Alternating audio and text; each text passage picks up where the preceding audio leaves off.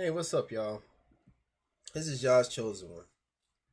I hope by now you're getting the gist of this, and you're not, you're not frightened. Shouldn't be frightened because this is just a warning from y'all, man. The people that you should be frightened about is the people who don't tell you this stuff, man. Who, in my opinion, they know about it, but they're trying to conceal it from you and try to get away from what their real agenda is at hand and what they're trying to do. These Masons, these elitists, these people of the world that's controlling this Illuminati, what they're trying to do. At the end of the series, I'm going to tell you what they're trying to do. Okay, and I just want you to do your own research. All right, so in Giants Anunnaki folklore, this is part 6. So we're gonna use the good old trusty here, good old Holy Bible that I have been using the whole time. We're gonna go in 1 Samuel. Let's go to 1 Samuel. 1 Samuel. Sometimes it's better that I use my electronic one. Alright, so we go to 1 Samuel. Get off. Okay. It's a little bit after Judges. 1 Samuel, I think I wrote down 5. Can't even read my own writing. Verse 1 through 5. Yeah. Alright. 1 Samuel 5, verse 1 through 5. And the Philistines took the ark of God. See? Why did they take the ark? These giants, they took the ark. They wanted every kind of idol worship there was. They took the ark and bought it from Ebenezer unto Ashdod. There we go. Remember, the only ones that was left was Ashdod, Gath, and what was the other one? What was the other one? In Gaza. That's where the giants were. And brought it from, okay, when the Philistines took the ark of the Almighty, they brought it into the house of Dagon and set it by Dagon. So you got to understand, okay, these giants, and we have Dagon. And if you ever look at a picture of Dagon, you got Google, you can look it up. Dagon is like a half human, half sea creature. Look at the Little Mermaid's dad. Look at Poseidon. See, these Greeks and Romans, man, they just wasn't making these things up. One that they had this vivid imagination. They read about this stuff. This stuff comes straight from here. Every civilization and culture has this, but they have them in their different forms, but it all comes from this. When the Philistines took the Ark of God, they brought it into the house of Dagon and set it by Dagon. So they took the Ark of the Covenant, where our Yah presides, and they put it by Dagon. And when they of Ashdod arose early on the morrow, behold, Dagon was fallen upon his face to the earth before the Ark of Yah, and they took Dagon and set him in his place again. So once again, Dagon showing who's boss. He's bowing down to Yah. That's what it symbolizes. Alright. And when they arose early on the morrow morning, behold, Dagon was fallen upon his face to the ground before the ark of Yah. And the head of Dagon and both the palms of his hands were cut off upon the threshold. Only the stump of Dagon was left to him. You see that? Let's keep reading.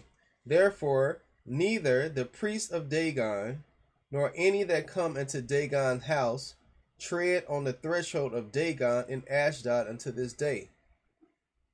You see that?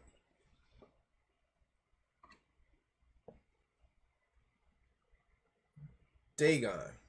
Now you look that up on Google search, and you'll get, you look him up on Google Images and you'll see what I'm talking about. He's like Poseidon. He's this sea creature, you know.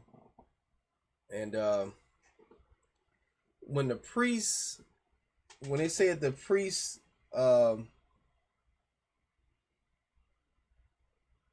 when they brought to the house of the Dagon, they had these priests there who dressed up as, had these outfits. They had a fish, and the top of the thing had a fish head, and the fish mouth was open that way. Okay, just look it up in Google Images. The priests that dealt with it, the mouth, they had this fish outfit on, and the mouth was open up to the sky. Right? Now, the only people, now if you really want to see who wears those today, you look no further than the Vatican. When those popes and those cardinals wear those hats with the thing with the opening at the top, they got a little flap in the front, flap in the back, and it's like a fish mouth. That's exactly what it is, man. It's Dagon, man. It's, man, sends chills down your spine, doesn't it? The world is, it's like the biggest religion in the world. Catholicism, man. And they don't know that these men up in the Vatican are doing all these, sorry about that, are doing all these doggone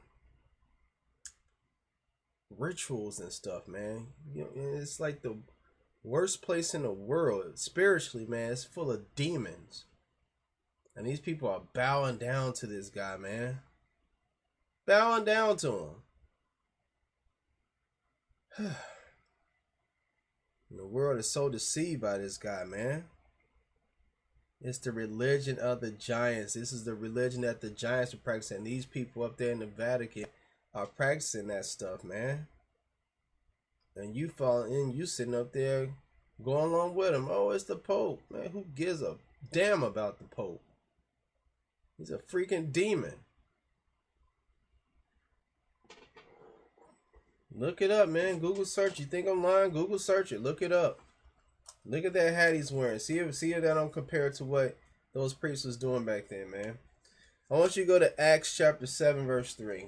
Acts chapter 7, verse 3. All these freaking demons around here, man. And these people sitting up there worshiping this guy like he's some kind of god or something. He's a freaking demon. Acts chapter 7, verse 43.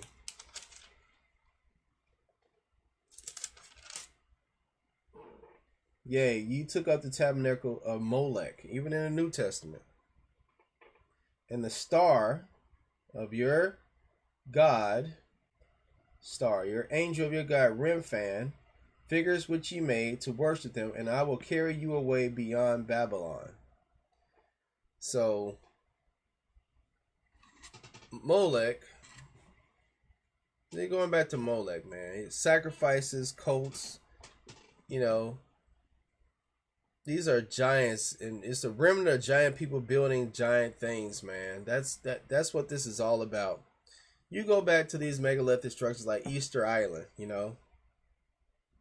Those things, those little, I don't know what the hell those statues are. Those things were made to scare people off, you know, from coming there.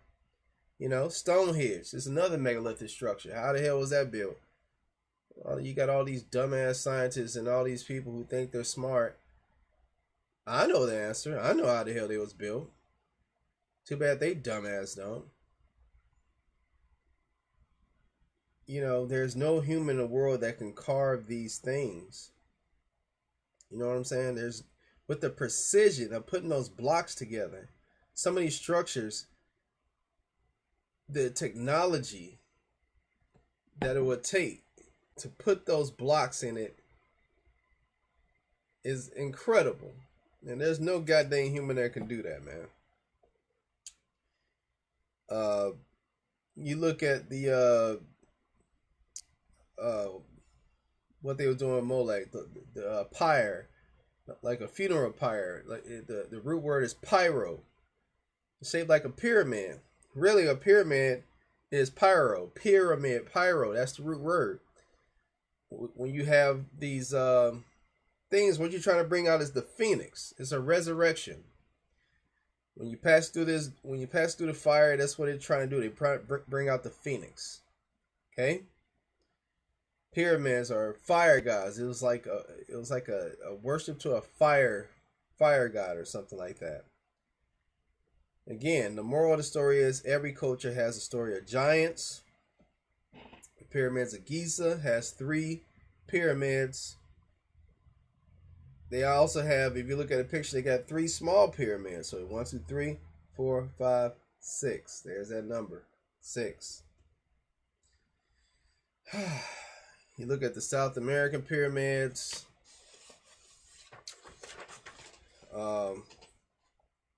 You know, you look at all these pyramids, man. You got 4 sides to every pyramid. 1, 2, 3, 4. Right? And you got those 6 little ones. You got those 3 little ones in Giza.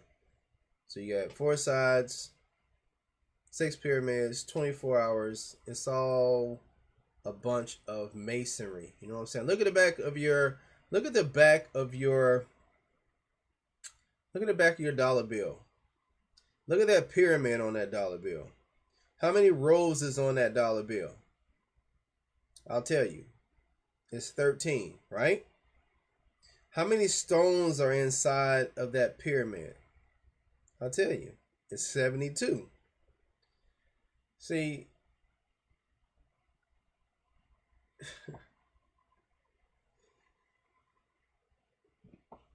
when these Illuminati dudes do things, man, when these Masons do stuff, it's for a reason. I'm going to stop right there. I hope you guys are getting it, man. I hope you guys are figuring out what's going on and what these elitists know and what Albert Pike is, you know, the person that they worship, what he knows that, and toward the end, it's going to become pretty self-explanatory what they're trying to do, just as in the days of Noah.